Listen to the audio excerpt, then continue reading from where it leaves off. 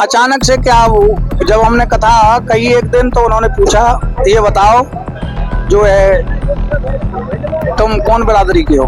मैंने कहा यादव। बोले तो तुम्हें यहाँ कथा कहने के लिए नहीं आना था, ये ब्राह्मण का गांव है और 103 देहरी है इस गांव में, तुम्हें पता नहीं है। यादव कथा नहीं कहते, ब्राह्मण कथा कहता है। पूरा खर्चा तुमसे लगेगा 25,000 रुपए। प्लस उन्होंने मेरी एक चेन ले ली और फिर जो परिचितानी बनी थी उनसे पेशाब करा करके हमारे जो साथी हैं उनके ऊपर छिड़की, हमारी चोटी काट ली, इनकी भी चोटी काट ली, गाड़ी की हवा निकाल दी, गाड़ी की हवा हमसे डलवाई। जो भी उनके समझ में आया उन्होंने कोई कमी नहीं रखी। जी जी, उन्होंने 10 बजे से लेकर के 4:30 बजे तक लात घूसों से जितनी भी मार थी वो मार भी दी उन्होंने।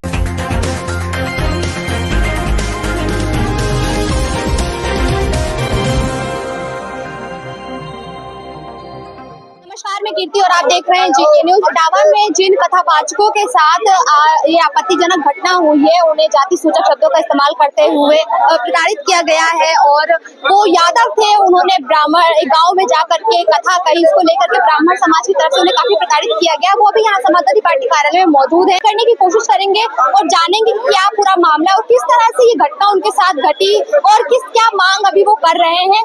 अभी वो निकल रहे हैं यहाँ से, वो कथावाचक, हम उनसे बात करने की कोशिश करेंगे। जिस तरह से आपके साथ घटना हुई, क्या कुछ कहना चाहेंगे? कैसे शुरू हुई? आपको वहाँ पर कथा कर रहे थे, फिर अचानक से ये सारी घटना कैसे? अचानक से क्या जब हमने कथा कही एक दिन तो उन्होंने पूछा ये बताओ जो है तुम कौन बिरादरी के हो। मैंने कहा यादव।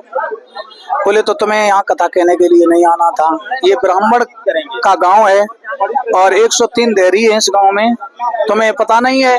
यादव कथा नहीं कहते, ब्राह्मण कथा कहता है। पूरा खर्चा तुमसे लगेगा 25,000 रुपए। प्लस उन्होंने मेरी एक चेन ले ली और फिर जो परिचितानी बनी थी उनसे पेशाब करा करके हमारे जो साथी हैं उनके ऊपर छिड़की, हमारी चोटी काट ली, इनकी भी चोटी काट ली, गाड़ी की हवा निकाल दी, गाड़ी की हवा हमसे डलवाई। जो भी उनके समझ में आया उन्होंने कोई कमी नहीं रखी। जी जी, उन्होंने 10 बजे से लेकर के 4:30 बजे तक लात घूसों से जितनी भी मार थी वो मार भी दी उन्होंने। जो भी उनके समझ में आया उन्होंने सब कुछ किया और आपके साथ आपत्तिजनक शब्दों का भी इस्तेमाल किया। जी जी जी, सब कुछ। तो जब आपने एक दिन की कथा की थी तो उसके बाद आप लोगों ने बैनर में तो लिखा रहा होगा, तो फिर इस तरीके की घटना क्यों हुई? बैनर में तो सभी चीजें, पूरी जानकारी लिखी रहती है कि कथा कौन कर रहा है। जी, वो सब कुछ लिखा था लेकिन उन्होंने पता नहीं क्या भाई उनके दिमाग। अभी आश्वासन दिया गया है सपा प्रमुख की तरफ से, क्या लगता है कि कोई कार्रवाई होगी? देखो कार्रवाई होगी, बताया तो है अध्यक्ष जी ने। 4 लोगों को गिरफ्तार किया गया है, क्या लगता है और गिरफ्तारियां होंगी? होंगी बिल्कुल होंगी। तो जैसे कि आपने देखा, ये इटावा के वो संत थे जिनके साथ वो कथावाचक थे जिनके साथ बर्बरता की गई है। ब्राह्मण समाज के लोगों ने उनके साथ बर्बरता की है, उनके साथ जाति सूचक शब्दों का इस्तेमाल किया और ये कहकर के उनको प्रताड़ित किया गया कि आप यादव है और यादवों को भगवत कथा या किसी भी तरीके की कथा कहने का अधिकार नहीं, उसका अधिकार केवल ब्राह्मणों को है। इनके साथ 5 घंटे तक मारपीट की गई। इनका ये कहना है कि एक दिन की कथा के बाद दूसरे दिन इनसे जाति के बारे में पूछा गया। जब इन्होंने अपनी जाति बताई कि वो यादव है तो इनको मारा गया 5 घंटों तक। इनके ऊपर एक महिला का यूरिन जो है वो भी डाला गया और इनकी नाक रगड़वाई गई, उसके पैरों में इनको जितने भी प्रताड़ना दी जा सकती थी सभी तरीके से ब्राह्मण समाज के लोगों ने इनको प्रताड़ित किया। अभी इनका कहना है कि 4 लोगों को गिरफ्तार किया गया है, वहाँ पे पूरा गांव मौजूद था और तमाम लोगों ने इनके साथ इस तरीके की घटना की, लेकिन केवल 4 लोगों की गिरफ्तारी की है। इन्होंने उम्मीद जताई है कि सरकार इनकी सुनवाई करेगी और जिस तरह से अखिलेश यादव ने भी आश्वासन दिया है उसके बाद भी इनको लगता है कि कार्रवाई की जाएगी, क्योंकि अखिलेश यादव जी की तरफ से इनको पूरा आश्वासन दिया गया है। उनको उम्मीद है कि न्याय इन्हें जरूर हुई है। इटावा में उसके क्या कुछ कहना चाहेंगे? न्याय की मांग चल रही है और कथावाचकों के साथ अपमानजनक शब्दों का भी इस्तेमाल किया। शोभनीय घटना घटी, हम इसकी घोर निंदा करते हैं और इन लोगों के साथ न्याय हो, और अगर न्याय नहीं होगा, ऐसे लोगों को सजा नहीं मिलेगी तो हम लोग उसकी लड़ाई लड़ेंगे। पूरी समाजवादी पार्टी, चाहे धरना करना पड़े चाहे आंदोलन करना पड़े, यहाँ की सरकार का कोई ठिकाना नहीं। कोई नहीं, गरीब के साथ रात भर मारा, नाक रगड़वाई, चाहे सर मुंडवाया, सब कुछ किया, कहो इनके खिलाफ मुकदमा लिख दे, इनका कोई भरोसा नहीं है। लेकिन अगर ऐसा किया तो उससे हम लोग निपटेंगे। कहा जा रहा है कि सनातन में तो ब्राह्मण को ये हक मिला है ये कथा वथा कहने का। कहाँ लिखा है? कहाँ लिखा है? तो कानून पास कर दो, कोई नहीं पढ़ेगा। भाई कानून पास कर दो तो दूसरी जात वाले कोई नहीं पढ़ेंगे। आरोप लगाया जा रहा है कि लोगों ने अपना नाम बदला, इसी वजह से इन लोगों के साथ इस तरीके की घटना घटी। इन लोगों ने अपना यादव की जगह ब्राह्मणों को नाम रख रखा। वही तो फर्जी कार्ड और बना दिया, वो तो कार्ड लिए बेचारा आधार कार्ड। किसने बनवा दिया? दूसरा डुप्लीकेट आधार कार्ड 2 दिन से वही पड़ा था। दूसरा डुप्लीकेट आधार कार्ड बनवा के उस पर लिखवा दिया कौन सी पता नहीं अवस्थी पता नहीं क्या लिखवा दिया नाम के आगे, और वो बताया कि ये फर्जी ब्राह्मण बन के कि इन्होंने हमारे यहाँ तो कथा की। चूक अब बचने के लिए जब पुलिस ने 4 लोगों को उठा लिया बंद किया तब वो कार्ड बन के आ गया। उन पर मूत्र जो है वो भी डाला गया और लगातार कहा जा रहा है जब उन पर यूरिन का छिड़काव किया गया फिर कहा कि अब आप पवित्र हो गए, अब चाहे जो करिए। उस पे जो मूत्र छिड़का गया है वो सब जानते हैं, कहने में भी शर्म लगती है। भाई घटना हुई है इटावा में, उसके क्या कुछ कहना चाहेंगे? न्याय की मांग चल रही है और कथावाचकों के साथ अपमानजनक शब्दों का भी इस्तेमाल किया। शोभनीय घटना घटी, हम इसकी घोर निंदा करते हैं और इन लोगों के साथ न्याय हो, और अगर न्याय नहीं होगा, ऐसे लोगों को सजा नहीं मिलेगी तो हम लोग उसकी लड़ाई लड़ेंगे।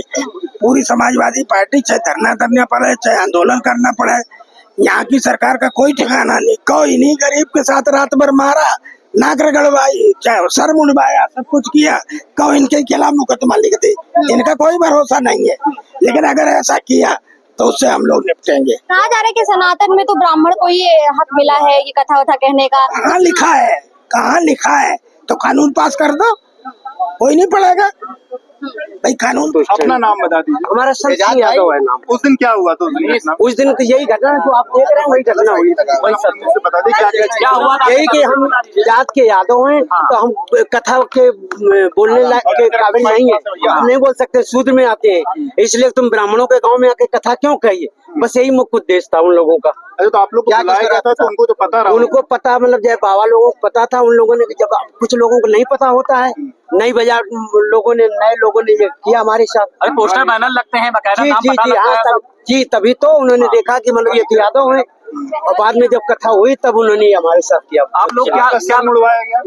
सिर मड़वाया, उन्होंने सिर काट दिया, बेनी हमारी काट दी और बोले कि आज से आप मतलब ये कथा कहने नहीं है, मतलब आप कथा नहीं कह सकते हो। आप लोगों जी सामान भी रख लिया गया कुछ? जी सब सामान रख दिया, हारमोनियम ढोलक तबला जो भी था हमारे पास। कितने लोग थे आप लोग? सब लोग हम लोग 4 लोग। क्या मांग आप लोगों की? क्या चाहते हैं आप? कुछ नहीं, हमको न्याय चाहिए सर। अखिलेश यादव से मिलेगा, कैसा आश्वासन दिया है क्या? उन्होंने कहा कि हम लोग जो है न्याय क्या आश्वासन दिया आपको? यही कहा कि मतलब जो है ठीक है, आपके साथ जो है जो हुआ है उसके मतलब जो है जी हम आपको। कितने साल से कथा कह रहे हैं आप?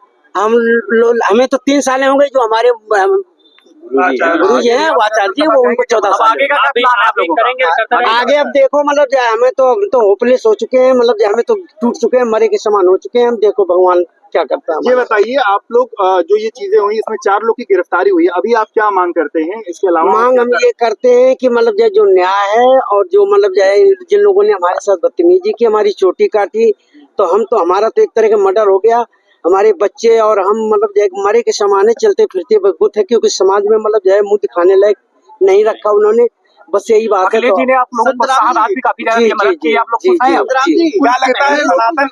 नहीं पहले गुरु जी क्या लगता है सनातन इसकी इजाजत नहीं देता है, जो आप लोग जो है जैसे हाँ यही कह रहे थे वो लोग। हाँ जी तो आपने आपको लगता है कि इजाजत नहीं है सनातन? नहीं क्यों नहीं, मतलब जो हमारे मतलब जो है जो कथा जो व्यास थे वो यादव थे, सुनने वाले जो परिचित थे वो भी यादव थे, और हमारे जो जिसने लिखा मतलब जो है वेद व्यास जी मतलब जो है वो सभी यादव ही थे।